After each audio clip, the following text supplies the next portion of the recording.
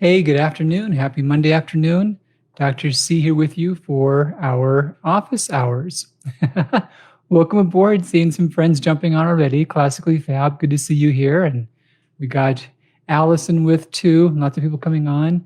And I'm with you on Instagram and Facebook Live.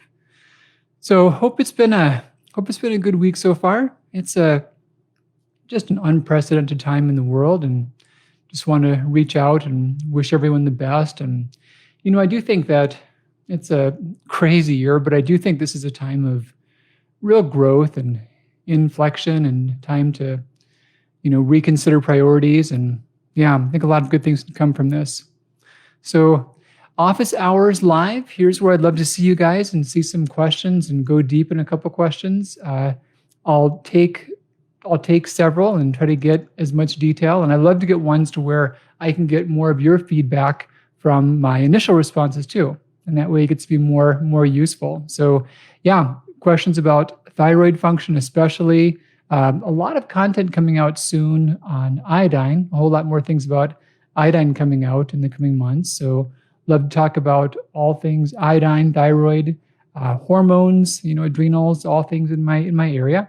You get much further outside that, I will be very easily stumped. But in those areas, I think I can be helpful. And Classically Fab, Iodine series is phenomenal. Yeah, thank you so much. We're just testing that out and getting some initial feedback on that. Allison Younger, what do you think of Forefront Health? Says start day with, I'll watch for the rest of the question there. And I see a couple here over here on Facebook too. Hey, Joanne, good to see you. Tuba, nice to see you as well. Let me get Joanne's question here. We got a good one. Okay. A couple detailed questions from Joanne. I will definitely get those. A lot of things coming in quick on Instagram. Let me get Allison, here's a quick one. Forefront Health says start the day with orange juice, coffee, and butter. Let me lead with this. Anything you do that works is awesome. So the drawback is that some things that you do, you don't know if they work until you know they don't work, and it might be too late. And just a thought about that and the idea about butter being a health food. It honestly didn't pan out. So the thought is that there's a lot of fats that do various things, that are important for the body. And some of them we need to get from the diet. Some of them we don't. Some of them we make. And a lot of the arguments about butter being a health food really come from the mistaken thought that we cannot make things like palmitic acid or stearic acid. Yes, these are fats that do some good things to your brain, but we make them, and we don't get more of them when we eat more of them. They're non-essential fatty acids. So butter, anyone on a reasonably good diet has about, 10% or so of their calories. They could do anything whatsoever they want with, and it probably wouldn't matter. So let me throw that out there as an opening statement. So most people could do a couple teaspoons, maybe a tablespoon of butter, and if their diet's pretty well balanced otherwise, no drawback whatsoever. So not a bad thing. However, there's never been a paper I've seen showing that those that have higher butter intakes have better health than those that have lower butter intakes. There's nothing essential. There's no micronutrients. There's no fiber. There's no protein. There's no essential fats even. There's nothing you get there that your body couldn't make otherwise. And the arguments against empty calories are valid arguments. Foods that you have too much of that have nothing to offer, but a lot of calories there, there's drawbacks to those foods like sugar and flour and butter, saturated processed fats. And again, a healthy diet has some leeway in which some of the foods can be completely discretionary. If you got your diet pretty well dialed in, you probably got 5% of your calories you could do whatever you want to with, but there's no health benefits from that. I've actually written in some detail on butter, believe it or not. And it does bother me because many people can add saturated fat to their diet and have no problems, but some are genetically susceptible to that. So one of the people that first really promoted the idea of butter as a health food was a gentleman named Seth Roberts. And he was considered one of the early pioneers in the biohacking movement. And I wrote about this and shared that in a video. He talked about how he would start his day with butter. He would add butter to his coffee. And he felt that his mental performance on certain types of tests was improved. He would show that, if a red light would flash, you would press this button. And apparently he was a few milliseconds faster if he did a whole lot of butter and coffee in the morning. Well, it was really tragic. He gave this talk sharing these findings. A lot of people were excited about this. And one gentleman in the audience, raised his hand, and he was a cardiologist apparently. And he just completely stood out. He said, I'm sorry, I've got to say this, but what you're doing could be unhealthy to, consume massive amounts of butter. There could be drawbacks for some people doing that. And the speaker kind of laughed it off. Many in the audience laughed it off. They said, oh, we know better than that now. We know that saturated fat really isn't a factor for heart disease. We thought that in the past. So he made this video and told that story and got that objection about 3 months before he died of congestive heart failure. He was 52 years old. He was a young man. So some people are very sensitive to higher saturated fat diets. Bob Harper, you can read about him. He was also a big promoter of butter, coffee, butter for breakfast. And up until he had a massive heart attack, and he barely survived that. His follow-up book that he wrote just afterwards was called The Super Carb Diet. So yeah, there's nothing useful. In the morning, there is a window in the morning in which what you do can affect your metabolism for the rest of the day. And your first hour in the morning, if you get a certain amount of protein, if you get some things that stabilize your blood sugar, like resistant starch, there's a lot of documentation that your metabolism and your blood sugar control are different for the whole next 24-hour cycle. And that's not true of other food types. So again, if you're rocking it out and you're totally healthy, have the breakfast that works for you. But if your energy, your weight, your blood test, your risk factors, if they're not right, those wouldn't be foods to focus on. So yeah, hope that was useful. That was rather long about that. Oh, Allison, he said coffee, orange juice to boost thyroid in the morning. Yeah, I can't think of any ways why that would do that. It's a funny thing, Allison, thank you for the feedback about that it was thyroid specific. I finished the last manuscript and I read, no joke, pretty much every study that's been done on diet and thyroid disease. And it's bizarre. So if you think about, there's no studies on coffee for starters. Well, I'm sorry, there's a couple talking about coffee intake and thyroid cancer risk. And there's a couple talking about coffee and how it affects thyroid hormone absorption. That's a funny thing, but if you have a hard time getting your thyroid levels dialed in and you're on medication, coffee, even as much as 10, 12 hours after your dose, it can goof things up for some people. So there's that. But diet and foods and thyroid function, there's so little data. And the data that exists is almost all around iodine. No joke, there's about 30,000 studies on how dietary iodine affects your thyroid function. There's about 12 studies on how people with celiac disease have more thyroid disease. Not about gluten and those without celiac disease, only those have celiac disease. It doesn't affect their thyroid function, but there's about 12 studies saying that. There's a few that show that people with celiac disease have more thyroid disease, just they're prone to it. And there's one study done in which different food groups were shown to have different effects upon thyroid disease risk.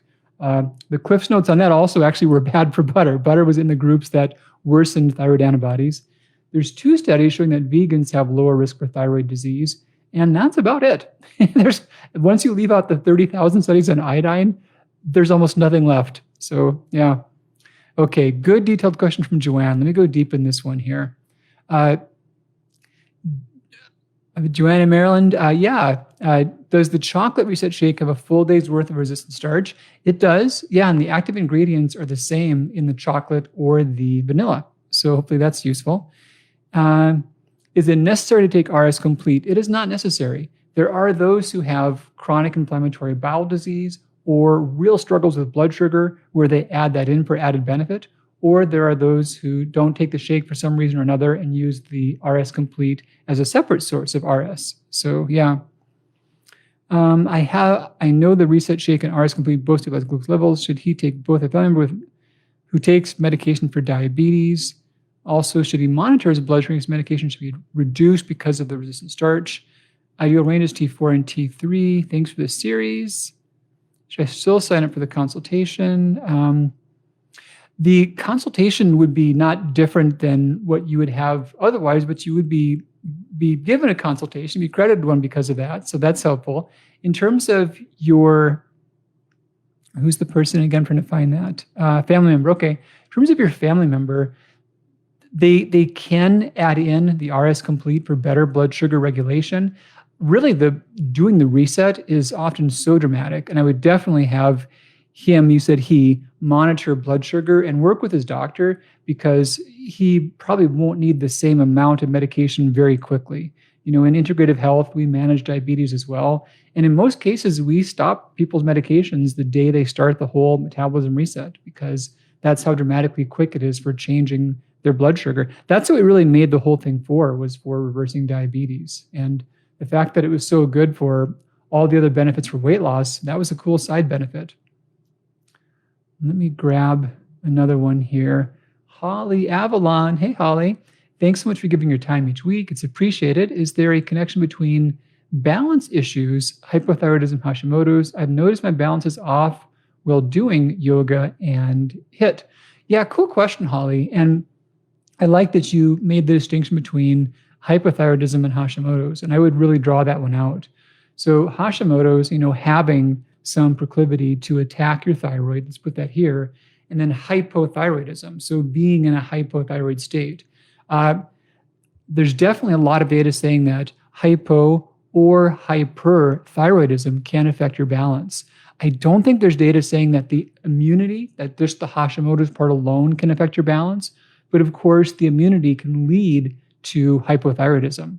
So the distinction is that if you have Hashimoto's and you're no longer hypothyroid, your thyroid's functioning better, or you're on an appropriate amount of medication, then you're no longer hypothyroid. So that's where you could have either, both, or neither. And if you've got hypo or hyperthyroidism, that could definitely affect balance. Just having Hashimoto's without having inappropriate thyroid hormone levels, though, should not be a factor for you.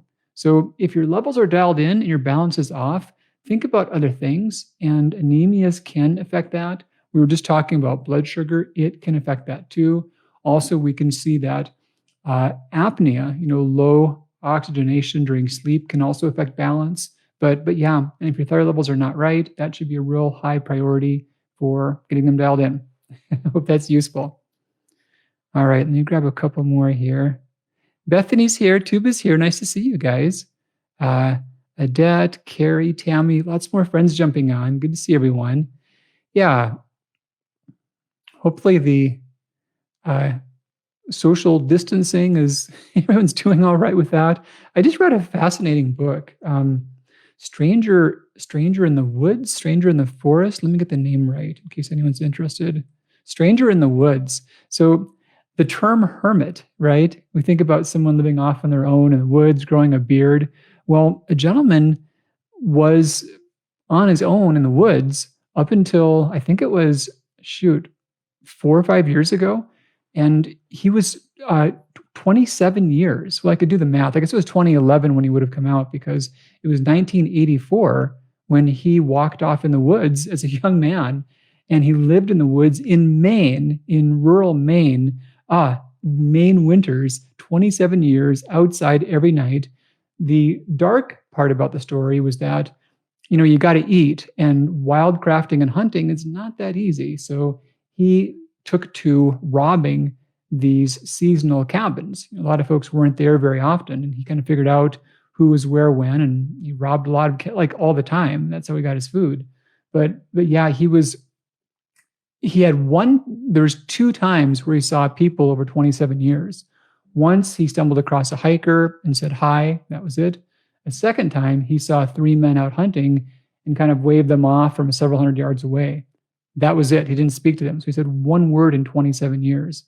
And it's just bizarre to think about, how much we need connection and how critical that is. And yet how there's also a spectrum in terms of how some people need more than others. It's kind of interesting. And this is a curious time that way for those who are still on some social isolation or, avoiding things and keeping away. Okay, lots more questions here. So Odette, let me get this one. Hello, Dr. C. I have Epstein-Barr and chronic fatigue. Does the reset help with that?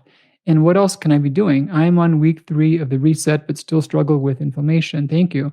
So Odette, if you are on, I would love to get some follow-up feedback from you. So for starters, the Epstein-Barr, if you know how you were diagnosed, like which exact blood markers were used to diagnose you, I'd be really curious about that. And I say that because I don't at all doubt the symptoms and the fatigue. And there are many in exactly your situation that do have chronic Epstein-Barr. But I do see that there are many holistic, functional, whatever you want to call them. There's a lot of doctors out there that honestly don't know how to read those lab tests, just to be candid about it. And there are many values that 98% of the population, 95 to 90% of the population has, that many doctors misunderstand and think that they mean someone has an infection when they don't. So a little more detail. There's IgG antibodies we make after an infection has passed by and large.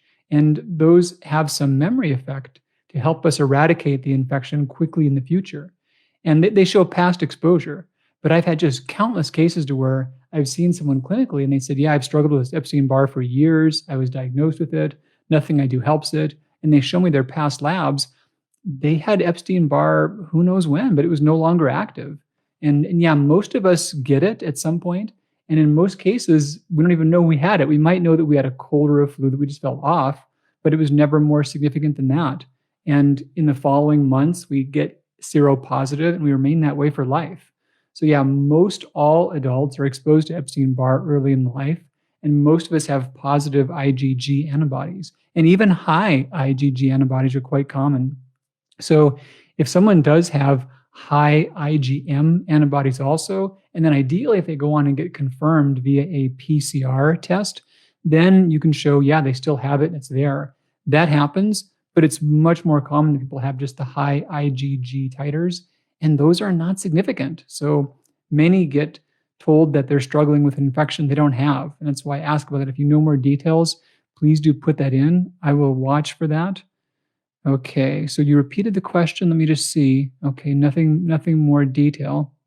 Another follow-up, Odette, if you can talk more about the inflammation and what you mean by inflammation. Do you mean symptoms of joint and muscle pain? Do you mean digestive symptoms? Do you mean blood markers of CRP or SED rate? Yeah, tell me what you mean by the inflammation, because people mean different things when they say that. And I just want to give you a good specific answer. And speaking of specific answers, I didn't complete Joanne's answer, which I should have. Ideal ranges for T3 and T4. So yeah, Joanne, thank you for asking that one too. So this is funny, but with thyroid blood markers, there have been quite a few papers looking at, what are the average ranges that we see in people that get tested, and then what are the variations that we see in healthy populations. And for the TSH, there's a really big difference between the average ranges, the average levels that someone gets on a blood test, and then how much we see in people that are free of thyroid disease. Hey, Melody, welcome aboard. So yeah, so the TSH, there's a really big difference. And in general, healthy people have low but normal TSH scores. So between 0.4, 0.5 to about 1.5, 1.9, somewhere in that range is where healthy TSH scores are. They're really not found on the mid to high side of the normal range. Now, for T3 and T4, there's a lot of variation in healthy people's T3 and T4 levels. It's as big and even sometimes bigger than the normal reference range. And that's not intuitive. You would think that if the TSH were backward and healthy people have low TSHs, it would be reasonable to think that every healthy people should have high T3 and high T4 levels. And many have said that. Many have said, oh, if that goes that way, this should go this way. Well, when you test people, that doesn't go that way.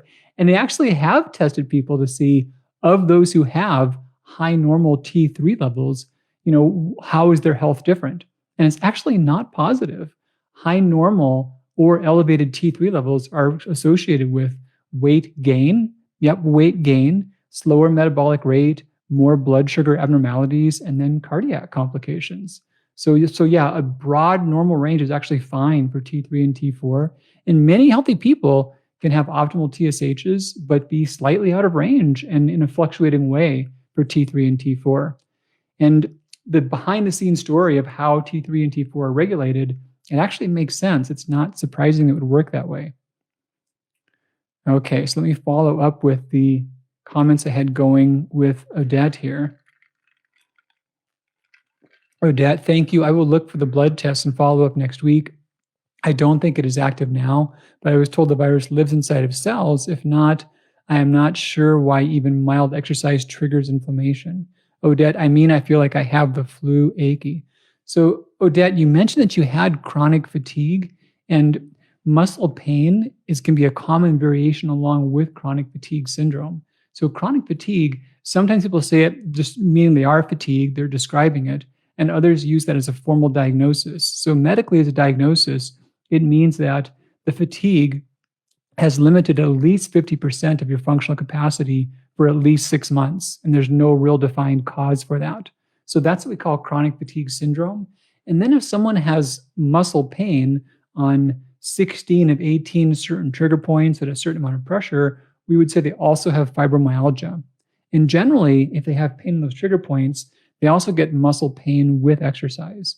So in terms of categories, if there's not another clear cause, a lot of that would be called fibromyalgia, and that's often along with chronic fatigue.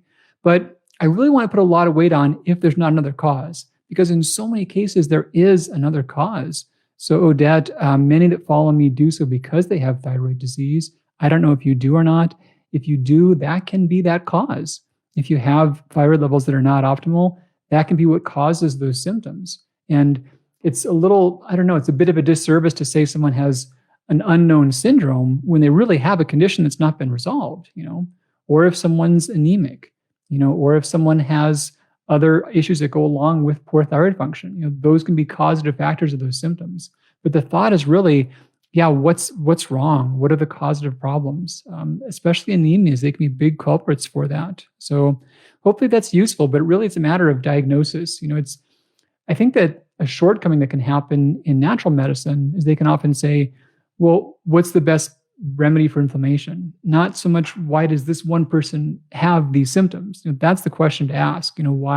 Why does Odette have these muscular symptoms? Why does she feel achy? I guess I'm assuming muscular, but why does she have those specific symptoms? That's the question. And once you get that question answered, oftentimes the treatments are straightforward. Then it's a matter of just, okay, how do we get your body to do what it should do? And how do we get things to work as they should already? Classically Fab, this is a good follow-up question. Thank you for that. Do you think CFS and fibromyalgia correlate with mitochondrial dysfunction? Now, I like this question because I get to explain what happens. So we're there's always some edge to our understanding, right? There's always some limit to what we know. The mitochondria has been an example of that. That's one of the more tiny, organelles. It's an organ inside of a cell, right? And we think about its molecular machinery.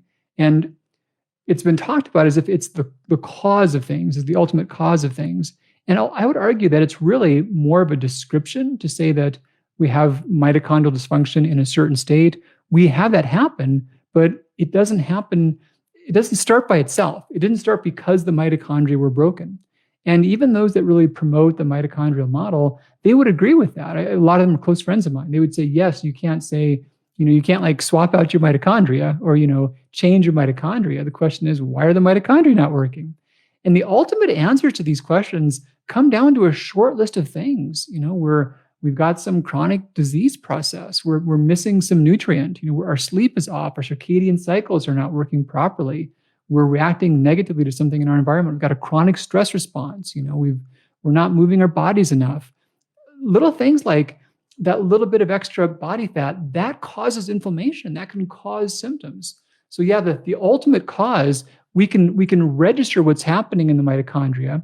We could take it another step and talk about the folding proteins around the mitochondria, the endoplasmic reticulum. Like that could be our next level of detail we go to. But the ultimate cause is some factor that's not quite that mysterious. We can describe how things are broken, but the ultimate cause and the solution, there's no fix that opens up. It just still sets us back to figure out what are the real causes. And I saw another one back here too that was relevant. I want to address. Marco, with all that is going on with the NP recall, rumor has it that WP has been reformulated and doesn't work as well either. Any truth to this? Thank you for asking me that, Marco. The easy short answer is no. And I've spoken with the owners and the representatives of RLC Labs often on this point. And they've explained to me how they are legally unable to even change the supplier of their inactive ingredients, much less the suppliers of their active ingredients. So no, they've had no change. Now, what I do think though, Marco, what I do think is the source of a lot of those rumors is that there's many cases in which someone is prescribed WP thyroid, but they don't walk out of the pharmacy with WP thyroid. We've seen this sadly so many times. And the person could quite reasonably go home and get, they've got a different pill and it won't work the same. And the logical thought would be, wow, WP thyroid is not working the way it's supposed to. Something is wrong with this stuff. I took the same one before and the same potency and I felt fine from it, but now I just refilled my batch and it's obviously not working for me. So it would be logical to think that WP was changed, but no, it can't. It legally cannot. But pharmacists do substitute, and they can legally substitute when a doctor says substitution permissible, but in many cases they do, even if it says dispense as written. So double check, and first off, just make sure that the bottle matches the prescription, because in many cases it does not in terms of the medication name or the potency. That's really common, believe it or not. They make mistakes. The other thing is there are simple online guides that help you know what a pill is based upon its coding. I'm sorry, not coating like a coat, but coding like code. So pills have a code. There's usually a stamp of a couple of letters or numbers. Then there's the size, shape, and color. You can put those things in to the internet. Just Google search, pill code guide, and you can know exactly which brand and which potency you've got based upon that. But people are often given medication that was not the one they were prescribed. And yeah, in many cases that can cause someone to start taking it, know that it's not working well, and assume that the medication had a problem. But it might not have been the case that the medication was the problem. They might have just gotten the wrong medication. And that can make a big difference. The inactive ingredients, the level of standardization are quite different from brand to brand, as we saw from the recent NP thyroid recall. So yeah, if you were prescribed WP, but you were given NP, it could work completely differently. And you could think that WP quit working, but that wasn't the real culprit. Okay. I want to make sure I'm caught up here. I had another comment. Let me address this one more too. Make sure I got proper detail on these earliest ones. Yeah, Epstein-Barr. Oh, there's one on probiotic. I'll mention this too. A couple more early along. I'll talk about these. Actually, let me go back to these. But Epstein-Barr, to close that out, it's more rare than is thought. And there were a couple of popular books arguing that it was the cause of thyroid disease. And if it were, I'd be happy to tell you that it was, but there's just not data saying that. There's a version of thyroid disease called subacute thyroiditis, which is really different than Hashimoto's. And it's more rare and it's extremely self-limiting. For that condition, many viruses can be a trigger, it's a direct trigger, including Epstein-Barr. But yeah, that's a different kind of thyroid disease. It's kind of like having a cold or a flu in your thyroid. The gland itself, it swells, it gets really, really painful. And then there's often this flux in thyroid function. The gland gets too much hormone, too little, and then it generally comes back to normal over the course of a few months. So that version of thyroid disease, Epstein-Barr, can be a smoking gun for some people, but that's not at all the same as Hashimoto's or more typical versions of hypothyroidism. So yeah, that's the misconception on that.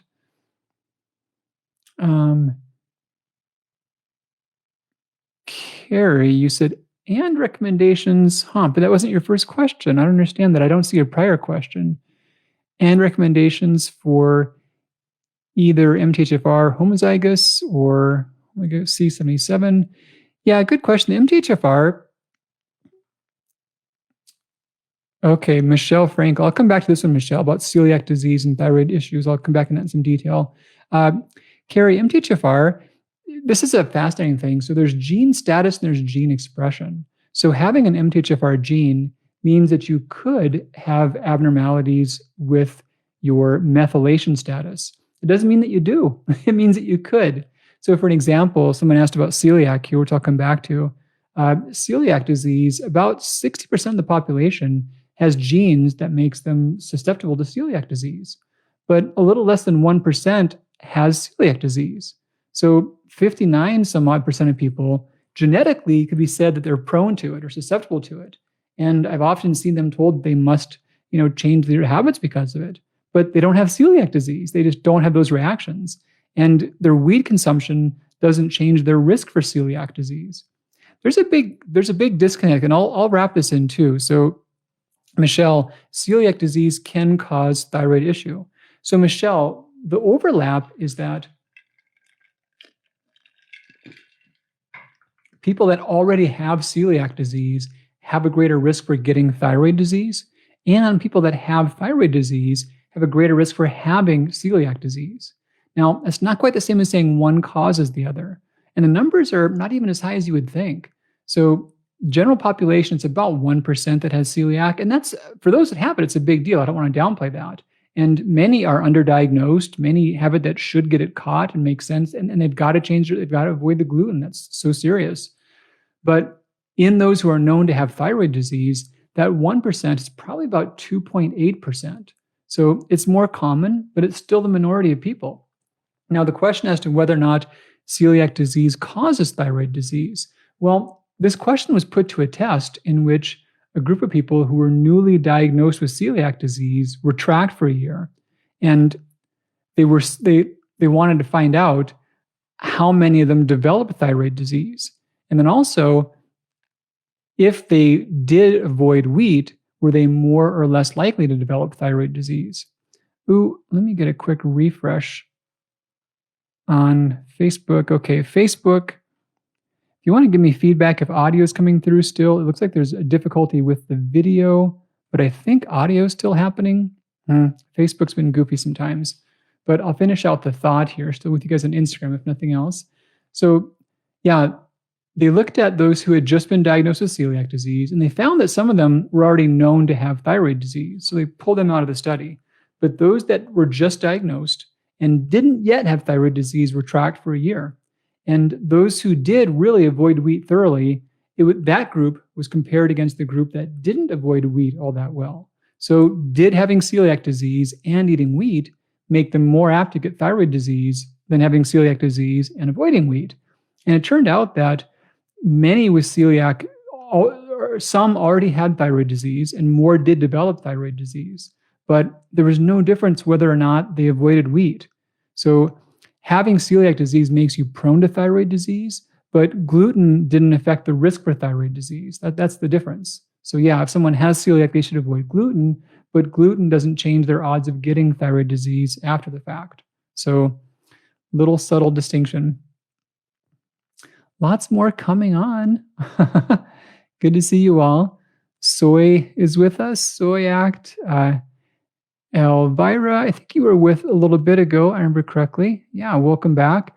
We had a lot of questions so far about chronic fatigue issues. We talked a bit about blood markers. And what I was talking about blood markers, Allison was saying, do you take thyroid meds before blood work? Yeah, so blood markers, that there's the big difference we talked about with like normal and optimal, but there's not as big of a distinction when that comes to T3 and T4. In those cases, the healthy people have even a bigger expression, a bigger range of those hormone levels than those that have abnormal thyroid function do.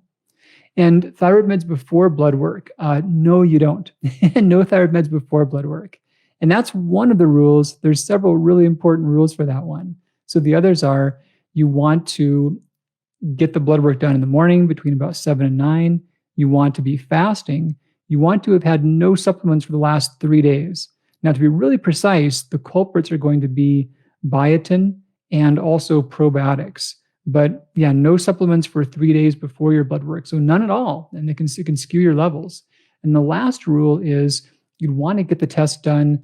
Well, if you're having normal menstrual cycles, you don't want to have the test done between days 10 through 20 of your cycle. So yeah, days 1 through 9 are good. Days 21 through 28 are good, but there's a big difference. And so a lot of folks that have their thyroid levels fluctuate, no one told them about that, and they're tested in different ways. So one test was done at one part of the cycle, maybe after their tablets, maybe after food, and another test was done in different standards, and that'll totally change the levels for reasons that have nothing to do with how your thyroid is working or how the medication is working. So yeah, crazy stuff. Okay. Let me get one last one here. I'm going to recap that actually. Elvira, yes, getting my labs in this week to start treatment for you for my hypothyroidism. Okay, so cool. So the lab thing is so critical. So Elvira, there's a circadian pattern. So between 7 to 9 in the morning, and then no food for the day of your blood test. Don't take your thyroid medication. If you're on thyroid medication, this is my one little cheat. Normally, yes, you take your thyroid meds away from food, first thing in the morning, last thing at nighttime. It's all important. But the only but is the day of your blood test. You can take your tablet after you've done your blood test, even if you've eaten. Not the one day is not that big of a thing. So if you've got time to still take it and then not eat, that's awesome. But if you're famished by then, after your tests are done, then go ahead and just take your tablet after the meal that one day. So no food, and then also not mid-cycle. So if your cycles are erratic, just go for the first week after your period starts. That's a great time to check, but don't get it between days 10 through 20. That'll totally goof it up. And if you don't have menstrual cycles, if you're menopausal, if you're a man, that obviously doesn't matter. But all super important things and make a huge, huge difference. Oh, Joanne, thank you for the feedback. I'm glad you're still getting video and audio. There's a thing for me saying that the video is not working on Facebook. So good to know.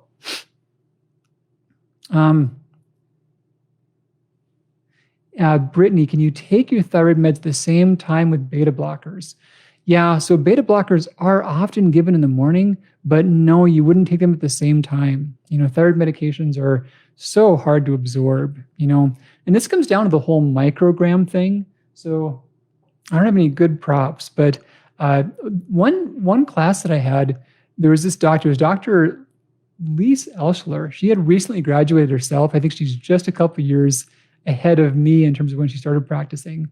But she was teaching a class of mine, and she brought in these envelopes with colored powder.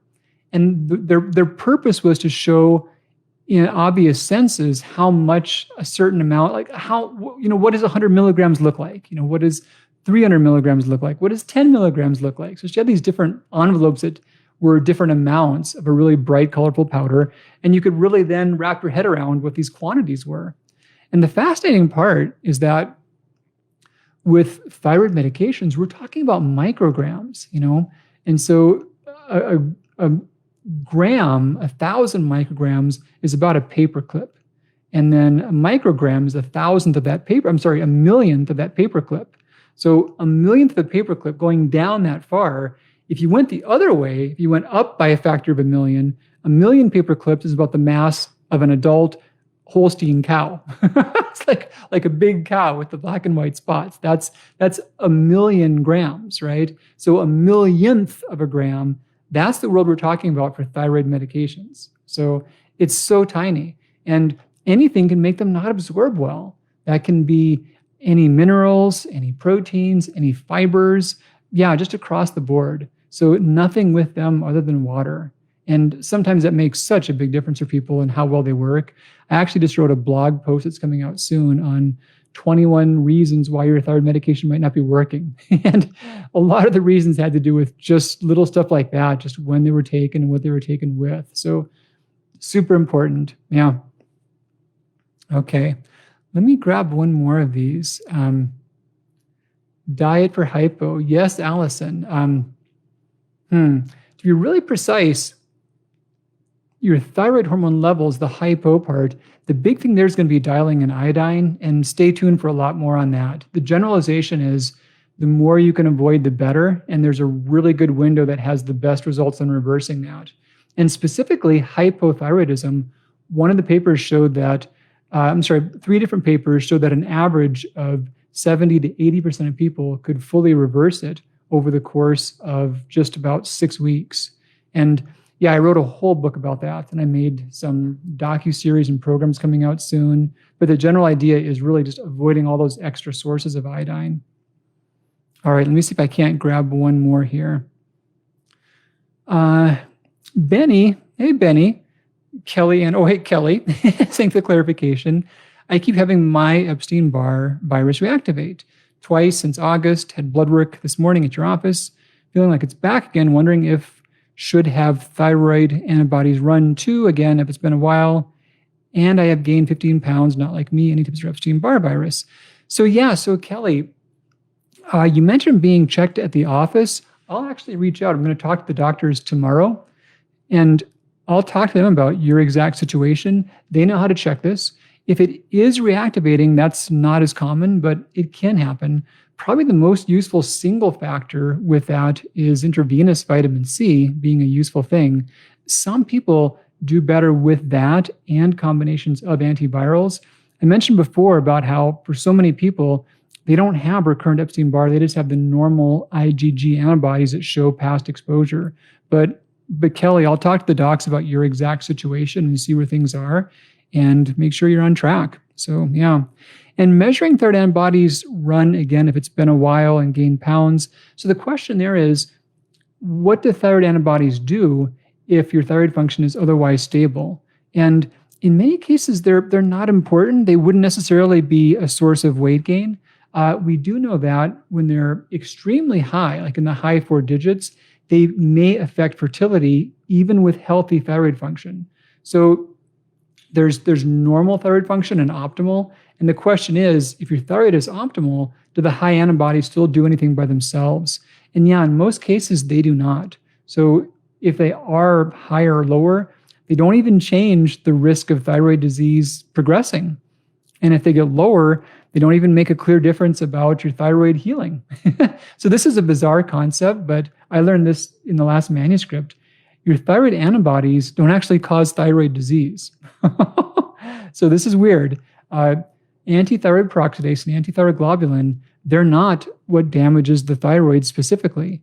They are things that we can conveniently measure in laboratories that are often present whilst someone is having ongoing thyroid damage. So yeah, they're often there, but they're not always there. They're kind of like smoke that can often go with a fire.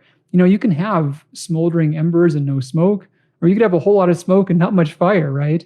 So they're general indicators, but they're not the actual parts of the disease process. So they're not critical for tracking or adjusting. Okay, I said one last. I'm going to do one more last. 2 quickies. So Cindy, have you researched real salt from Utah? I have, and the assays I've seen suggest that it is a higher source of iodine. And last one, Rebecca, if low iodine as based on blood results is present, should you ever treat with iodine drops?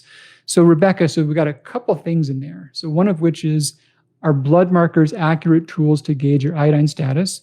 And the other one is, are iodine drops good tools to adjust iodine status?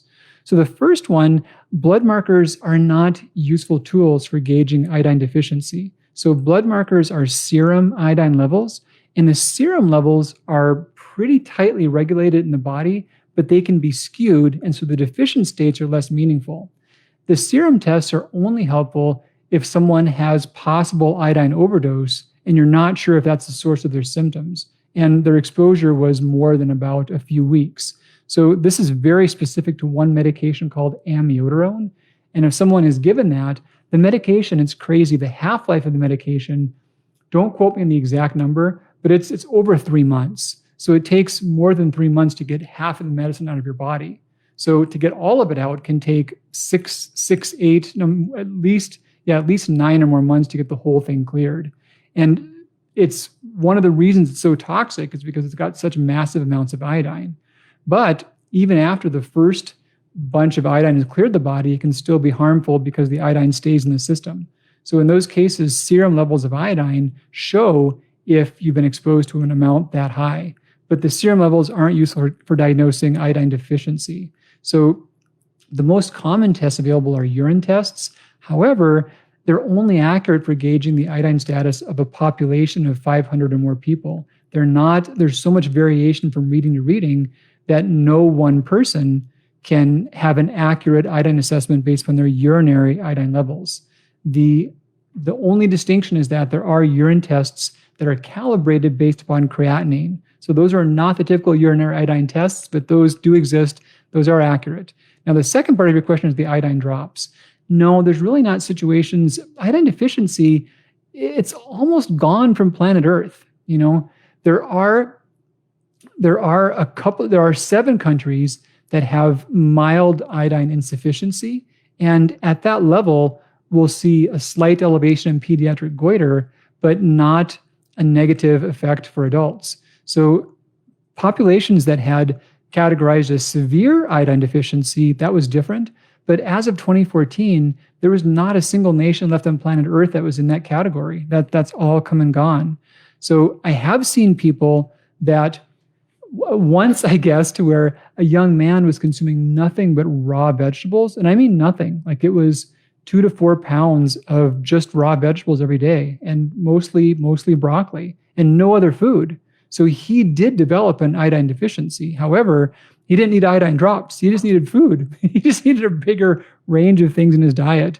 The drawback about the drops is the amounts are just far too high, and they're also quite erratic in how they're absorbed.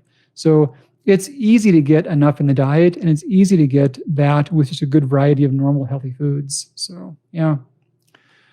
Wow, lots of really cool questions. Here's 2 of them that are related, that are back to back. Do you take new patients? I live in Florida, but I'm in South America until I can return home. And another one, same thing, but lives in Argentina. So we do take new patients at our office. We're at Integrative Healthcare, and I'll make sure that we have links available for you all.